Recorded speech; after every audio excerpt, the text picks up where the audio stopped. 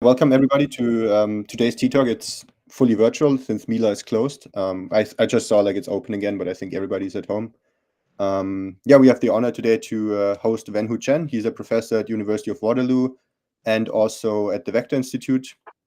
And as far as I know, also part-time at Google DeepMind.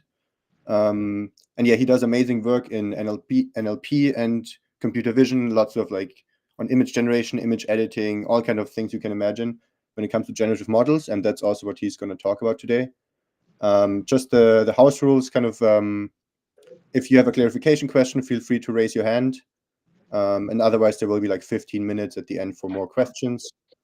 Yeah, I think that's it. So I'll hand it over to Wenhu. Okay, sounds good. Thanks for the invitation. So my name is Wenhu Chen. So I'm from University of Waterloo and some other titles as well. So today I'm going to talk about how do we like advance foundation models through interaction. So, the field of AI has witnessed a tremendous amount of progress in the past few years, right? So the core of these advances is mostly based on what we call as foundation models. So there are lots of like well-known foundation models like ChatGPT, right? Gemini, Claude, DeepSeek, right? I guess most people have used this and also being amazed by how capable they are, right? So these foundation models have been able to help us in a lot of scenarios. It can help us do like creative writing, coding, information seeking, mathematics. It help us like generate images or even generate videos, right? So these models are highly capable, and then their generalization capabilities are also pretty good. And so let's come back to see what is the success. What is the success story of foundation models? Why are they so successful? Right. So the success of foundation models can be largely attributed to the massive amount of pre-training and post-training. So these models have been trained on trillions of tokens. So these tokens are sourced by, sourced from a lot of like humanity's wisdom, like GitHub, right, Wikipedia, Stack Overflow, Archive, so on and so forth, right? So the model tries to internalize all the intelligence of humanity into its parameters. So let's look at how these foundation models are being trained. So during the training time, right, so we will prepare a data set we will call as the DScene, which is the observable data, right? And also we will so the foundation model tries to formulate a parameterized distribution, p theta of x, right? So if during the training time, the model is trying to maximize the log likelihood of the observable data, right? So this MMLE loss, maximum likelihood loss, right? I guess most people know it. These are just the fundamental stuff, right? And once the training is done, right? So the data can be discarded, right? So the model can be isolated from the entire world without any interaction, without any data. So the model can function just through its parameters, right? So the model will kind of simulate the entire world using these parameters, trying to sample sentences or any samples uh, that are approximation to human-generated ones, right? One question that I had is this actually a desirable paradigm, right? And learning from the observable data is not necessarily like the ideal case here. So observable data is only an abstraction of deeper human thinking, reasoning, and interaction with the world, right? So imitating the data does not necessarily teach the models these underlying skills. So that's why these models can hallucinate a lot, right? So here in mathematics, right? So the models are doing pretty well for the in distribution, mathematics, like adding to small numbers, right? But if you go out of the distribution, right, to sample some like unseen data, right, like multiplying four-digit numbers or like calculating the 50th number in Fibonacci sequence, right, the model is going to fail. So at least it's going to fail earlier last year, right? So the model tries to hallucinate a lot. And here, similarly in coding, right? So if you ask a model to solve a leet code problem, called this two-sum problem in Python, the model is getting pretty good results. Can pass the test cases without any problem, right? However, if you ask to write the same program in Rust language, right? So model will generate like buggy code, right? That wouldn't be able to pass the test cases, right? Why is the hallucination happening, right? Why is it the model uh, that the model cannot generalize to a lot of these unseen cases, right? So the problem is that the model doesn't understand how these data are generated. It only learns to fit the surface form of this data, right? Without knowing the underlying skills. So that's why it's not getting a lot of the generalization. And let's look at how these data are being generated by humanity. Right? So if you look at like Wikipedia, right, Archive, GitHub, they're generated by human experts, like scientists, right, programmers, so on and so forth. And they spend a lot of time to generate this very highly valuable data. And let's look at two cases of how these data are being generated. One is a financial report, the other is a GitHub program, right? So let's say we read a financial report stating that an NVIDIA is making a 126% increase from the previous fiscal year, right? And how did the analyst write this paragraph? So the analyst actually checked like what is the revenue of NVIDIA for fiscal year 2023 to get that the revenue was like 26 something. And then use a calculator to calculate this percentage, which is 126%, and then transform this into text, right? And however, if like the entire generation pipeline, right, involves a lot of interaction between humans and then the world, right? With different tools or with different, other uh, uh, things, right? And however, if you crawl the data from the internet, so this interaction part is are all invisible, right? So what we can observe from the internet is basically just the outcome of the interaction, and then and then it causes the problem because the model is only trying to maximize the likelihood of the observable part. So the model is agnostic of the interaction, beneath beneath this data, right? Observable data. Similarly, we have the same issue with coding. If a programmer tries to solve a LeetCode problem, he will like generate some program, right, and then run it, and then he will observe some, exceptions, and try to base on these exceptions to debug, and then run it, right. Eventually, he's able to pass all the test cases, and then he uploads, this correct program to GitHub, right. And then the underlying debugging process or the underlying interactive thinking process is invisible, right? So what we can see or what we can crawl from the internet or from GitHub is only the correct part, right? It's only the program that the programmer eventually uploaded, which is the outcome of the interaction. And then the model only tries to maximize the log likelihood of the observable part while being agnostic of all the interactions happening, under the hood, right? So with all of this, right? So these models are basically non-interactive. The model doesn't know that there are so many good tools in the world that it can, interact with, like search, right? Calculator, interpreter, database, so on and so forth. The model tries to memorize everything in the parameter space without relying on any of the interaction. So without any interaction, the model can ground its information, and thus it's very prone to hallucination, right? Because it tries to memorize a lot of these interaction results. And so my research has been, focused on like bringing the interaction back to the model. Basically, we try to train models to interact with the world. Right? So there are two major approaches that I'm doing. One is imitation learning from simulated interactive traits. So basic idea is that we try to recover or simulate some of the interactive traces using strong models. And then we try to distill this or fit this interactive traces using open source models so that the open source models can interact right by learning from these traces. And then the second approach that I'm doing is like trying to use reinforcement learning from verifiable reward, where I try to I teach the model there are these kind of tools that you can use, right? You can interact with, and you are free to use it in whichever way you want, as long as you provide the correct outcome.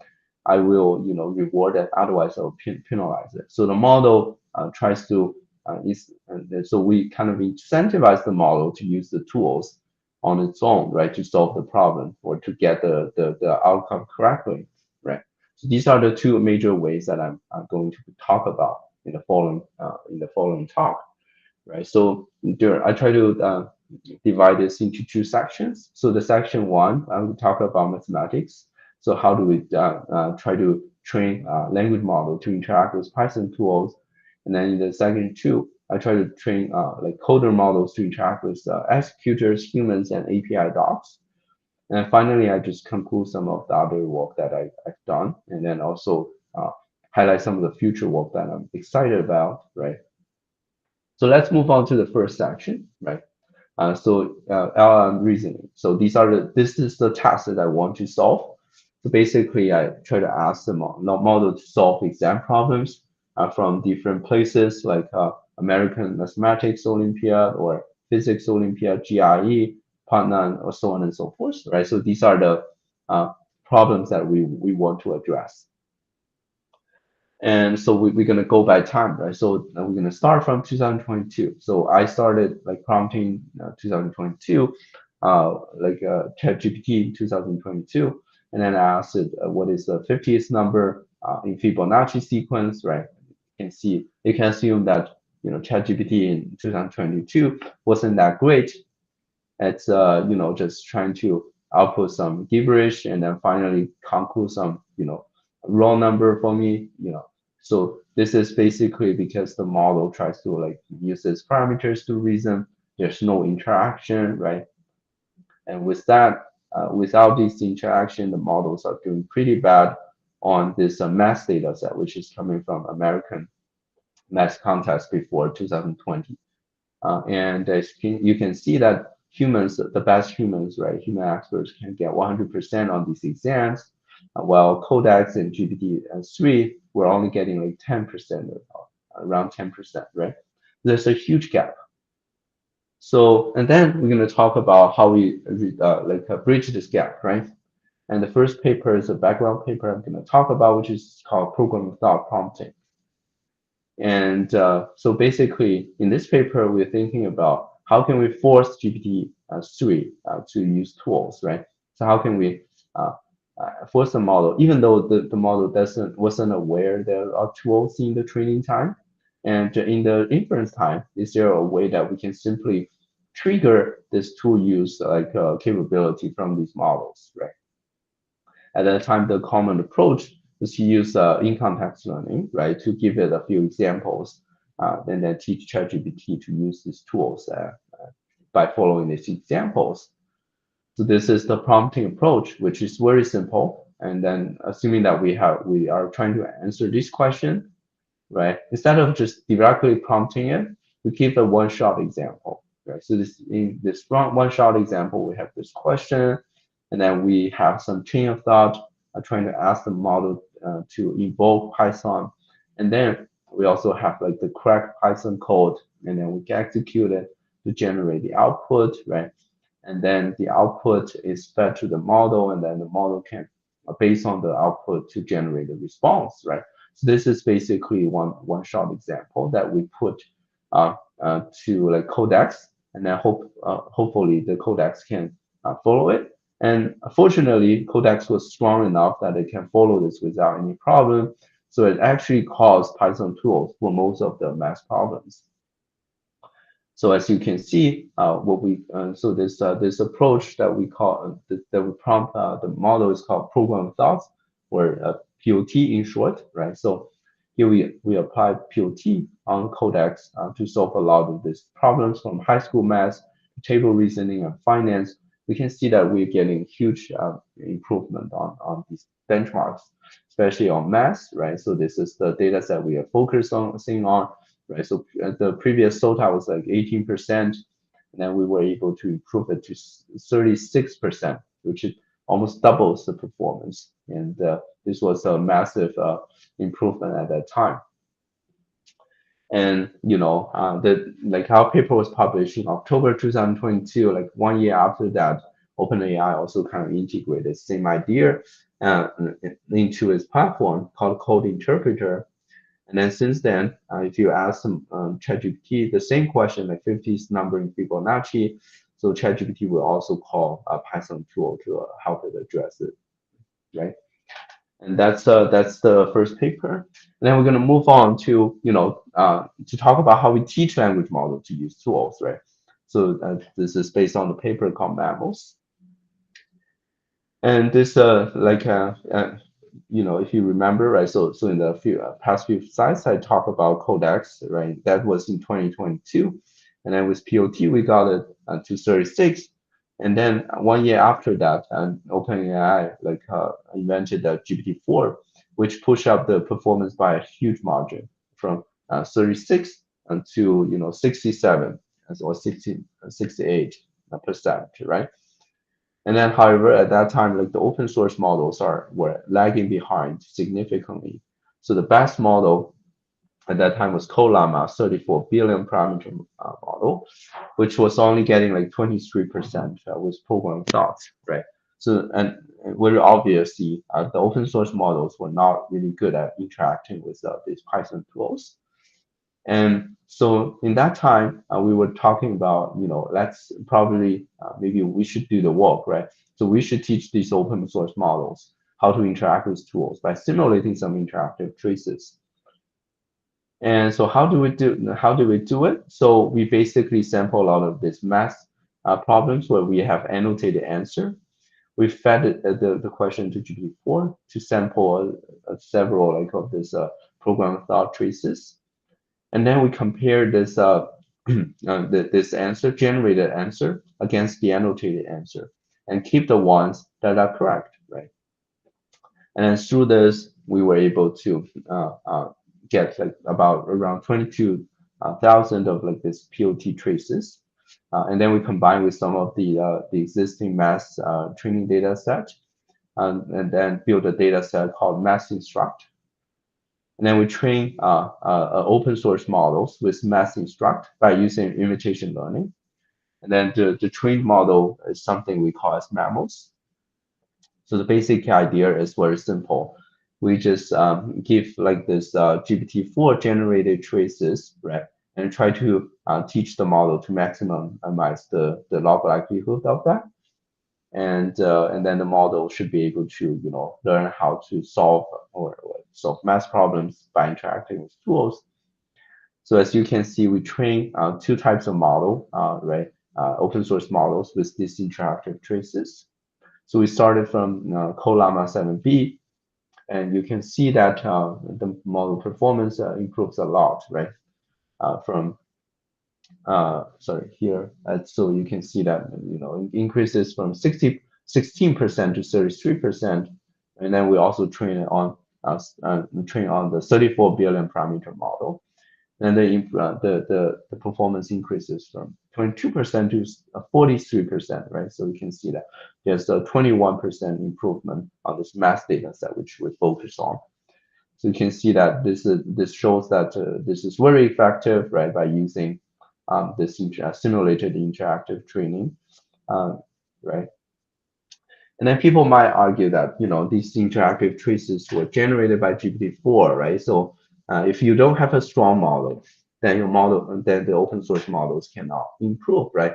And at that time, we try to do an ablation study, and then so in this time, instead of letting GPT-4 generate the interactive trace, we fit the question to Mammals model and ask the Mammals model to generate the POT, right? And then see whether the model can improve itself, right? And then with the Mammals model, going to generate several POT responses, right? And then we also just use the annotated answer to do the comparison and only keep the correct ones. Also, we assemble around 22K POT data to continue do the SFT or the maximum likelihood of Mammals model. So actually, you can see that the model actually can do self-improvement by further training on its own output. So the model can improve from 33% to 38%, right? For the 7 billion parameter model. And then the 34 billion parameter model, you can also observe around 5% improvement. So this shows that these models can actually do self-improvement, which is cool. So let's talk about the impact of POT and mammals, right? So POT and mammals have become like one of the the major milestone in math reasoning and have been heavily cited on Google Scholar. And we also released a math instructor back in 2023 on Hugging Face. And now you can see there are more than 500 models are being trained on the math instruct, our release version of math instruct. And program thoughts have been also adopted into a lot of this prompting library like DSPy. And then our approach of building this interactive reasoning trace have been also adopted in Lumina Math, which actually will use our approach to win the first to win the first place in AI Mathematics Olympia in 2024. So this shows that this line of work is highly impactful. Right? So later on, right? So right now, people are trying to use reinforcement learning to further improve their mathematical reasoning capabilities, right? So one of the major breakthrough these days is coming from DeepSeek-R1, which uses verifiable reward, right? And then combined with efficient reinforcement learning algorithm to incentivize the model to do deep thinking and reasoning, right? And so here, the model needs to have like some annotated answer and then use rule-based reward function to reward those good, to reward those good traces that can arrive at the right answer, right? And so one thing that DeepSeek-R1 found is that so at some point the model learns this so-called aha moment, and then the model learns to do self-reflection, and then tries to reflect on its own response, and then try to do self-correction, so on and so forth. As a result of that, right? So the response length will increase significantly, and consequently, the performance also increases significantly, right, with the response length increase. So this is very inspiring, right, at that time. And then there was some open source like replication of R1 called SimpleRL, which uses Queen 7 billion parameter model, and then use GRPO to train the model. It also replicated this so-called aha moment, right, where the length first drop and then increases significantly, right? The performance also increases significantly. So this is very interesting. And one thing that after seeing this blog, was that can we actually use RL to actually incentivize the model to interact with tools, right? Previously, we were like forcing the model to use tools by doing maximum likelihood on the on this interactive traces, which is not necessarily like the best approach. And so here we did some very simple algorithm, simple modification on top of SimpleRL code base. So here we adopt QueenMath 7 billion parameter models. So unlike SimpleRL, which only consider chain of thought, we ask the model to generate freely whatever it wants to generate. So model, in some of the cases, the model actually generate program thought, right? Sometimes it will generate chain of thought. So it's a mix of both.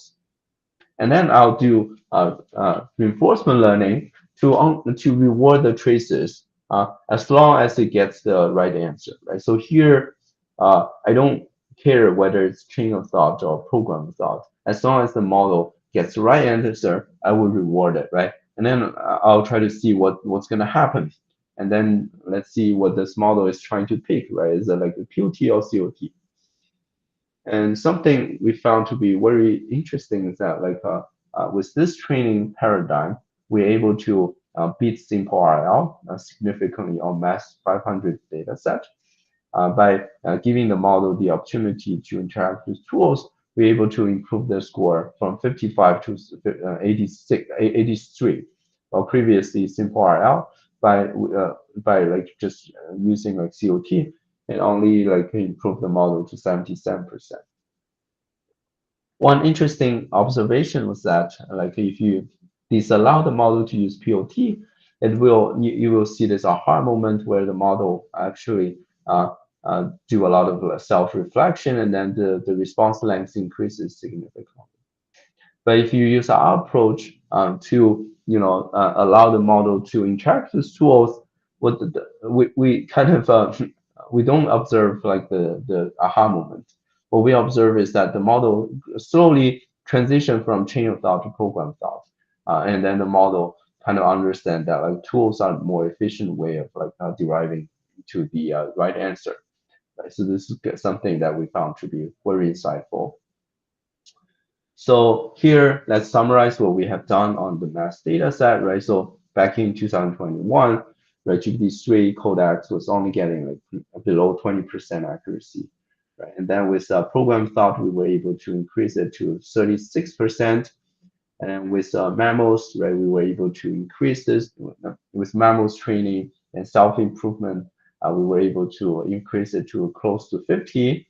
Right? And then Queen, this is another team in China. They were able to use like synthetic data training to improve this further to 55%, just a base model. And with reinforcement learning, right? Simple AI was able to improve it to 77%, while our model improves it to like 83%. You can see that we saw huge improvements throughout these years, right? And what's even more interesting is that like previously these models are pretty huge. And then gradually, like even the 7 billion parameter models can almost solve this data set, right? And right now, the data set has already retired. And then if you look at like GPT-4, GPT-01, GPT-03, it's already getting like 98% accuracy on that. So it basically matches the human expert performance on this data set. And so this data set is retired, but there are a lot of other data sets coming throughout the years, and then they are getting harder and more diverse, right? But that's kind of outside the scope of this talk. And this is the math part, and let's move on to the coding part, right? So I'll try to talk about how we can interact with the executor, humans, and API doc to improve coding capabilities. And do we have any questions so far, just for the math part?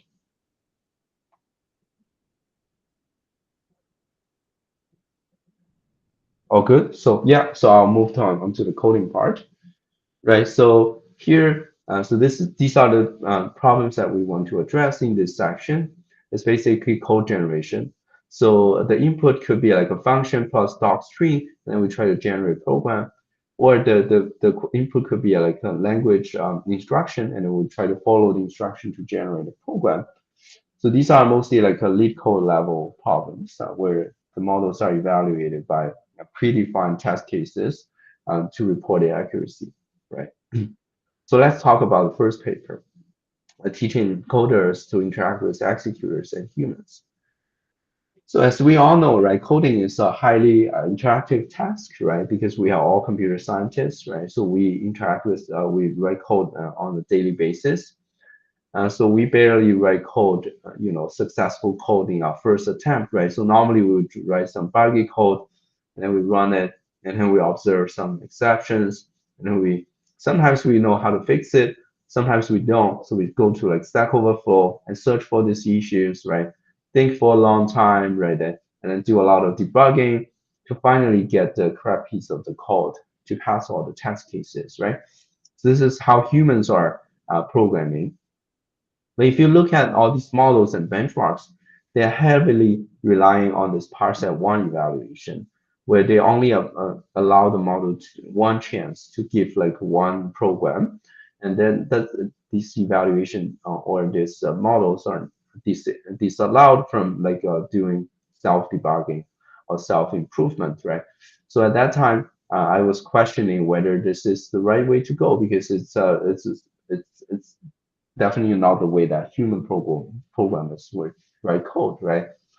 So one thing that I've been excited about is how these models can do like a self-improvement. So back in late 2023, I tried to feed some of these error messages or human suggested improvement to these open source models to see whether these models can fix itself or improve itself, right? But unfortunately, we observe like zero gains in the performance. And it basically means that these open source coder models, they haven't been trained on this error messages or like human feedback. So they are not actually leveraging this interaction output, interaction feedback. So at that time, so we were forced to, train this model again to teach it how to interact with executors and humans. And the same thing as we did with math, and then we try to simulate these interactive traces. So the first type of interaction is with the executor. So what we did is that we try to fit these problems to a weaker model like GPT 3.5 and ask it to generate some buggy code.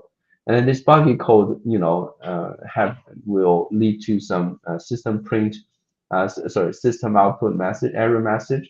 Then we fit this to a stronger model like GPT-4.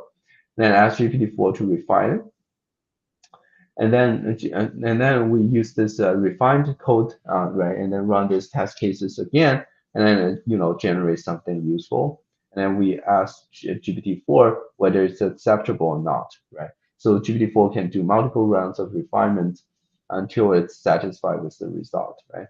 So this is one type of a simulated interaction with the executor. The second type of simulated action is with interaction is with humans.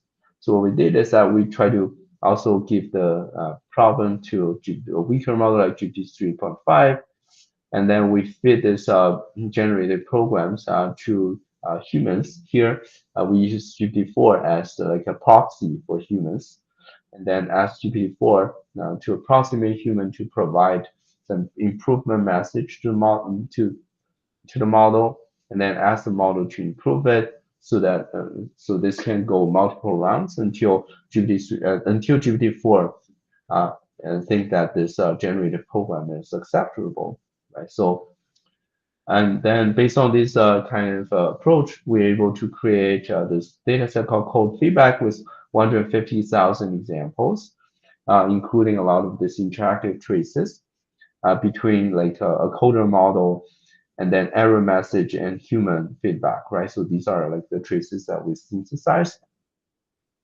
There's a question. Yes, hello. Would it be possible that it's the same model that generate and also that try to give feedback? Of course, yeah, it could. So at that time, like we were using some of the prompts from existing data set, and somehow like GPT-4 was not making much mistake. So Okay. it's hard for GPT-4 to correct itself because it barely makes mistakes at Okay. that time. Okay. And yeah, one part is because like the data set was too easy and it was like sample from some, places that I can't recall. Yeah. Okay. But if you have some harder ones, this is definitely doable. Okay. Thank you. And similarly, right, so we have this code feedback data set consisting of a lot of interactive traces between a coder model and then the like executors and humans, right? And we try to fit this code feedback into interactive traces to foundation models, and then try to train it with maximum likelihood estimation, right? So just like what we did before, right? So our model uh, and we started from two types of model. One is DeepSeek encoder, 7 billion parameter model. So we evaluate on this VEval plus, which consists of two subsets, which is called human eval plus and BPP plus. So mostly like some sort of like LeetCode level problems. And then you can see that DeepSeek Coder 7B, right, it increases its performance from 72% to 78% by allowing it to interact with the executor. And then further by allowing it to actually to interact with humans. So humans here is like GPT-4 model. And then it can improve the performance further from like 78% to 86%, right? But here, this is kind of like a little bit tricky because this is like very, very strong humans. It's not like a normal human. Yeah, so I will take this result with a grain of thought. But here, this result is definitely very authentic, showing that by interacting with the executors, we can get a lot of improvement by letting the model to do a self-debugging. And so here, if you look back, right, so this paper was done in 2023, and we found out that our approach is actually a way of scaling test time compute, right, by allowing the model to interact multiple times with the executors and then humans to do self-reflection and then do self-improvement. This is basically a way of scaling test time compute before O1 came out, right? And then we also did some study recently and try to increase the number of interaction with the executors, and then we found that the model performance actually increases in a log relation. It's kind of similar to what like O1 has observed. So we also released our data set called code feedback on Hugging Face. It has been used to support more than 300 models on Hugging Face. And then later on, our approach of self-debugging has evolved into a much more difficult, problem solving, coding problem solving. So one thing that I want to highlight is Sui Agent, which is also kind of using the same idea of like running the model, planning, and then running the programs, and then observing the outcome, right, do self-debugging. And then also the Code Act was another paper that follows this paradigm of like asking the model to, self-debug, and but they are just doing much more difficult problems. It's not like big code problems, but they are mostly doing like software engineering problems, which involves interacting with a lot of files and writing a lot of code. And then that's like, and then we move on to the second paper, like how do we incentivize the coding models models by using interaction. This is based on an archive paper we recently published. So in the previous paper, right, we showed that like we asked the model to generate program and then interact with the executor to get some output feedback, right? And then to use this explicit execution output to improve to do self-improvement. So this has some limitations. One is that if the model generated a non-buggy code which runs successfully, and the model can't do much self-debugging, right? Even though the program could be wrong, but it's actually just runnable on the executor, right? So what it means is that like there's no error message, but it doesn't necessarily tells you that there's no error, right? So it could be that the program is not correctly implementing stuff, or the program doesn't have the correct complexity, right? So here in this paper, we think about, instead of like feeding back the output, right? Output system output, right? How about we feed back like the reward, basically the correctness of the program by running the generations through a lot of test cases and see how much of them parsed, right? How much of them failed, right? So this gives you a lot more information. So it goes beyond errors because the number of test cases being passed, it gives you it serves as an indicator about how correct these programs are. And it also can reflect, the correct complexity, because when we're running test cases, right, we set, the memory constraint and then the timeout, right? So the programs that are exceeding the time complexity will also fail, right? So we kind of incentivize the model to solve the problem with the correct complexity. Right. So one of the biggest issue at that time was that like we don't have a lot of data set coming with clean test cases. Even though some of them come with it, but like it's very small scale. People normally crawl it from like a LeetCode or other places, but it's just in very small scale, right? So in this paper, our approach was to scale up this automated test cases generation pipeline. So what we did is that we fit some like code and text blockers text box crawled by some other paper called Magic Coder and Wizard Coder. And then we feed this raw data to Queen model to ask it to imagine new problems. To ask it to imagine new problems, and then also imagine some, assumed test cases, right? So as you can see that the model can hallucinate a lot, right, in terms of without the test cases, because the model doesn't run anything. It's mostly by imagination, right? There's a lot of noise here in the test cases. So what we did is that we fit the problem to the Queen model and asked it to write program to solve this problem. And then we run this program against all these test cases, this imagine by itself, and see how much of them can pass, right? And then we kind of eliminate all these test cases that this generated program cannot pass. And this is an aggressive approach, I would say. This doesn't necessarily mean that these test cases are wrong. It just gives you some sense that there might be some mistakes here, and we took the most aggressive approach of like trimming down all this non-passed test cases, and then the model actually and then trim down the data set to contain all the highly confident test cases paired with the problem. And then eventually we create this ACE code 87,000 data set, which consists of a lot of the questions paired with roughly 20 of these test cases, right? Different problems come with different amount of test cases, but in average it's around 20. And then, so here we also use reinforcement learning. So we try to simplify the diagram, and the real algorithm is more complicated than this. So the basic idea is that we fit the question to the Queen coder, and then ask it to generate like several responses and rerun it to see how many of the test cases are passed. If all test cases are passed, we give like +1. Otherwise, we give -1 to the model. And then we can see that the models are getting huge improvement.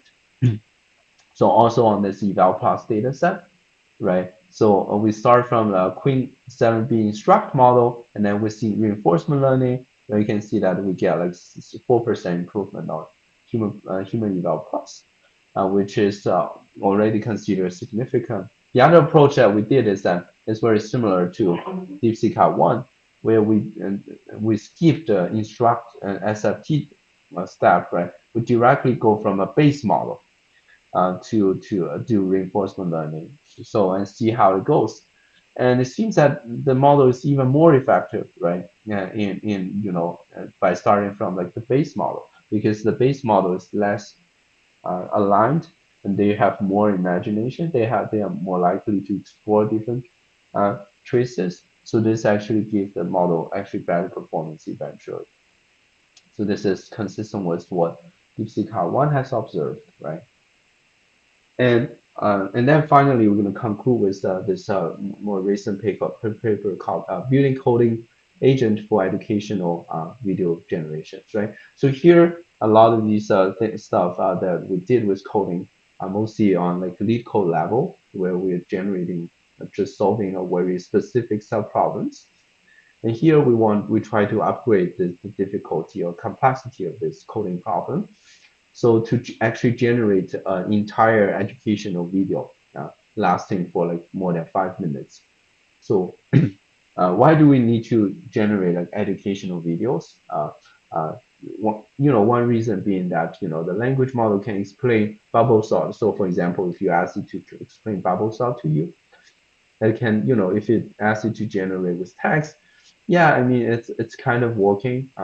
Well, like, but it's just very boring, and it's really hard to grasp the core idea, just by using text. But if we can generate a video, right, with all these animations, right, and then it helps people learn more about how this algorithm works, right? It has better explainability and interpretability, right? And so this is basically the problem that we want to solve. And then we basically give like we want ask the agent to explain the theorem. So we try to give the theorem to a model, right, and to a planner. So the planner will plan some scenes, right, in the video, right, scene 1, scene 2, scene 3, scene 4, right. And then for each of the scene, it will fit into a code agent, which we use GPT O3 Mini in this case. So this is the coding agent that we're using to generate, the video scene, right, using this Manim library. And then obviously the model is not very strong in like a Manim library, and lots of the time it will see errors. And then we ask O3 Mini to interact with the error message and as well as like the API documents of Manim. And then the model can learn, from these documentations and then also this error message to fix itself, to propose code fix and fix itself to finally be able to, run this code. And then we render this code into a scene, right? And then this scene basically consists of some animation. And here, this is like some demos that we generated. I'm not sure if you can hear the sound. So this is basically the,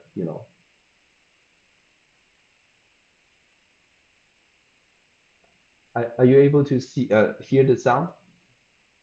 I can't hear the sound at least. I'm not sure. I don't hear the sound. Okay, it's a little bit hard. I don't know how to broadcast this sound though.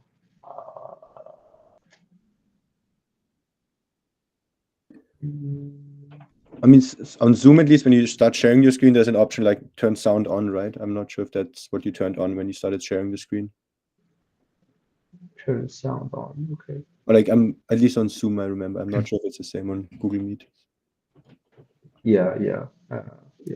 It's kind of complicated because there are some other slides that also rely on the sound. So without the sound, it's hard to like demo what I have done. Yeah.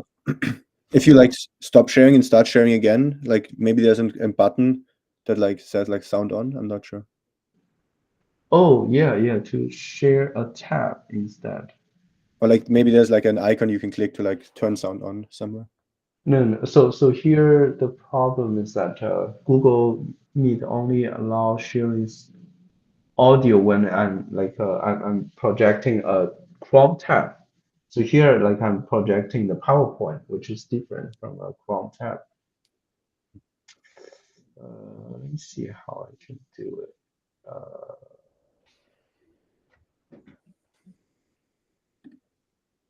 Okay, that's hard.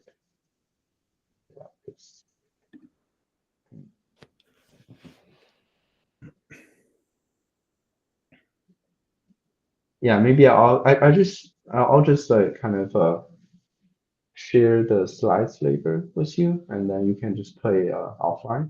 I guess you can hear the sound. So basically, these are like some of the so you can see the subtitle, right? So basically, someone is trying to explain to machine general. So these are like generated by our model agent. This is the basic. Yeah, and yeah. So here. And here, yeah, so that's all the two different sections that I've talked about. And then I also want to talk about some other work that I've done. And one is like controllable image generation, where we try to condition on different types of control signals to generate images so that the model can, so humans can better like manipulate the generation results. So here, this is the one example that we did, right? So where we try to give some examples of a visual subject, and then we try to recontextualize this subject around different scenes, right? So that's one thing that I've been doing.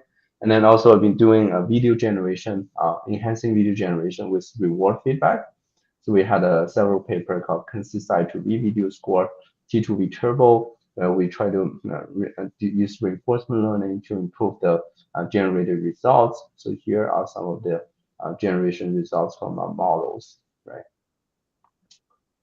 So here we also our lab has also been focused on like image and video editing with text instruction, right? So this is a paper that we propose with NeVTP, but try to modify video, right? Different types of modification, like swapping the person, swapping like the style, and then add addition to people, right? And then also like replace these persons and so on and so forth. And then more recently, this one required audio actually. Yeah, I mean, it's a little bit hard to share. So recently I've been interested in like joint video and audio music generation. So one paper we recently did, we plan to submit to ICCV. It's called TalkieGen. We try to build model that can do like movie level talking character video synthesis with both speech and text diffusion. You can see. Yeah, and then if you like if you using the slides, you can basically generate a video that also contains like people like talking. And then recently we also proposed also published this Yue paper called Open Music Foundation Model for full sound generation. We were able to train a model that can generate like 5-minute song, like just a full song, right? Then there are, yeah, I'm not sure. I'll share this later. So basically, you can see that the model can generate music in different fashions, like jazz and also other fashions. So which is a huge breakthrough.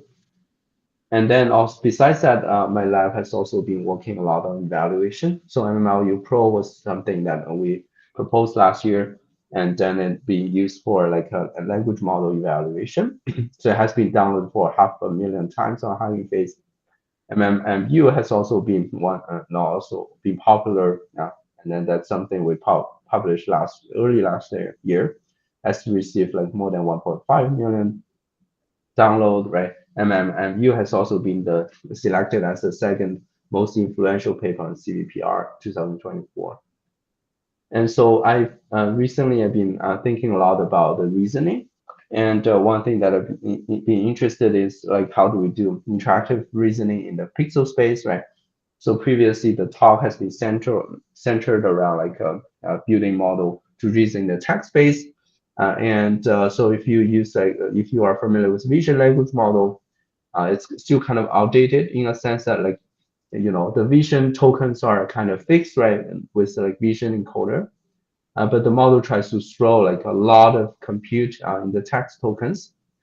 And this is a very weird paradigm because if the vision encoder is broken, no matter how hard you try, right, using text tokens, you won't be able to like recover the lost information, right? So that's why the model, so this vision language model, even equipped with a very strong very strong like a language model, they can still fail a very simple task like asking how many times two lines interact with each other, right? So this is very disappointing.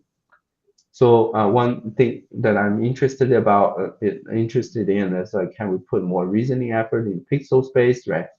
So how can we give this vision language model the opportunity to interact with different computer vision tools like segmentation tools, detection tools, tracking tools, image search tools, or even like something like 3D nerve depth estimation, or we can ask it to call like an image outpainting and to gather more information about this to interact with the real scene, right, expressed by the image, and try to interact with that and to conduct more detailed reasoning.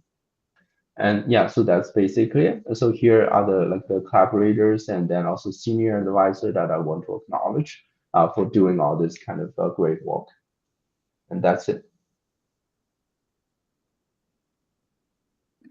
Yeah, thanks for the great talk. Now there's time for questions. I also have one, but I'll first keep the floor open to other people. Mm-hmm. Yeah, if you have a question, just speak up.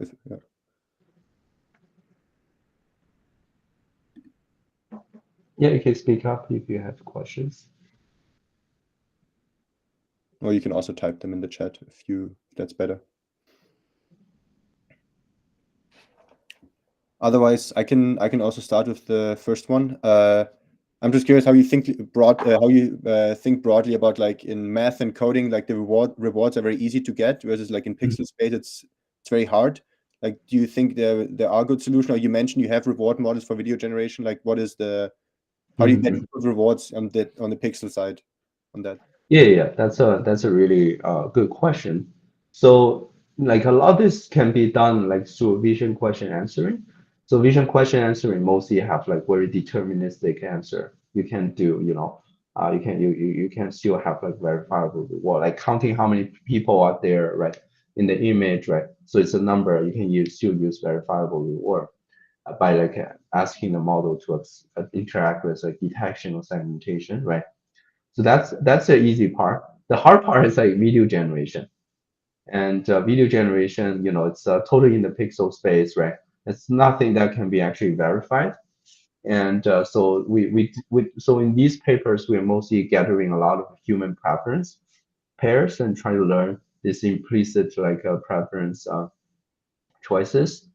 And yeah, and I think recently people have also looked into like using different engines, right? The physical engines to evaluate the possibility, sorry, the physics and all this kind of interaction between different object in the image, and those can be some sort of like verifiable reward, right? Then you can propagate that back to the uh, video generation model to ask it to generate things that are more consistent with physics and the world, the law of the world, basically. Makes sense, yeah. Okay, let's wait if there's any more questions coming up. Hi, can you hear me? Yeah. Thank you for the talk. Just one question I had. You didn't quite directly touch on, I guess obviously it's a little hard to say this for something, say, like video generation, but what kind of relationship have you observed with, say, the diversity of the training data sets and with the resulting performance on, your various tasks? Because I don't work too much with large language models for text, but I've been doing some stuff with say more segmentation type models like Dino, and I've noticed that the diversity in my training data is extremely influential on the performance I can get out of some of these models. Sure. I think these are very interesting questions. So for math and coding, I think diversity is very important. So if you look into the recent paper by like Stanford and other places that claim that they can, kind of achieve R1 performance by just like fine-tuning Queen 32B on like 1,000-ish examples. One of the criteria for selecting this 1,000 example is that they have very broad coverage and they're very diverse and they're very difficult. So these are, something that will be consistent with your observation. Yeah, definitely. Like having a very diverse data set actually matters even more than quantity, right? So having like 1,000 diverse data samples might be more useful than having like 1 million, noisy data or highly focused data or something like that. Okay, thank you. Mm-hmm.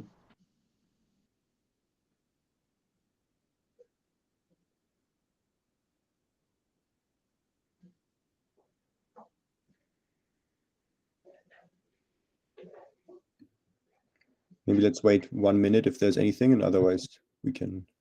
Yeah.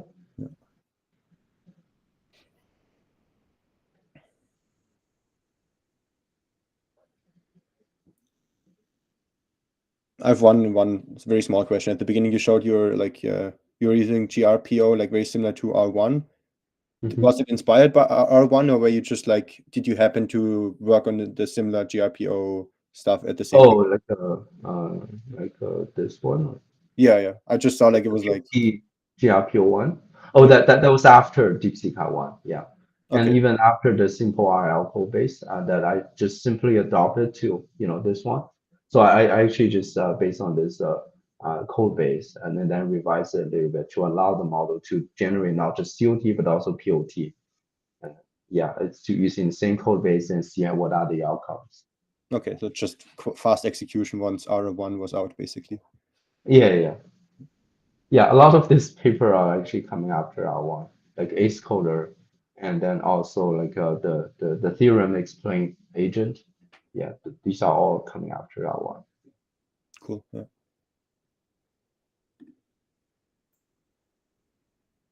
Okay. If there's no other questions, yeah, thanks for the talk. It's also great to see that like a lot of your projects are so widely used on Hugging Face. That's always a good sign. Yeah, thank I you hope so to much. see you in person at some point, either at Mila or somewhere else. Okay, sounds good. Yeah, talk to you Okay. soon. Bye. Bye-bye. Thanks for joining, everybody.